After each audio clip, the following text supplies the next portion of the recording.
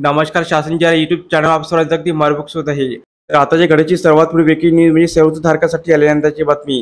सेवृत्तधारकाचे वेतनात वाढ, शासनाने निर्गमित त्या संदर्भात या एपिसोडच्या माध्यमातून सविस्तर अपडेट आता पण आहोत.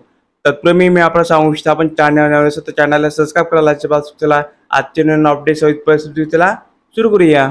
राज्य निवृत्ती वेतनधारक व कुटुंब निवृत्ती वेतनधारकाचे निवृत्ती वेतन आणि कुटुंब निवृत्ती वेतनामध्ये वाढ करण्यासंदर्भात राज्य शासनाचे वित्त विभागाकडून दिनांक 16/1/2024 रोजी अत्यंत महत्त्वपूर्ण शासन निर्णय निर्गमित करण्यात आलेला आहे.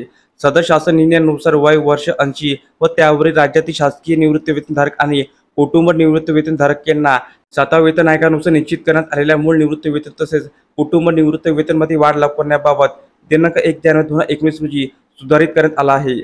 सदर शासन निर्णयानुसार वयानुसार दिनांक 1/1/2024 पासून खालीलप्रमाणे सुधारणा करण्यात आलेली आहे.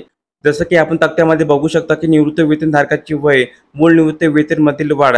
तर वय वर्ष 80 ते 85 मध्ये मूळ निवृत्ती वेतनात 20% वाढ.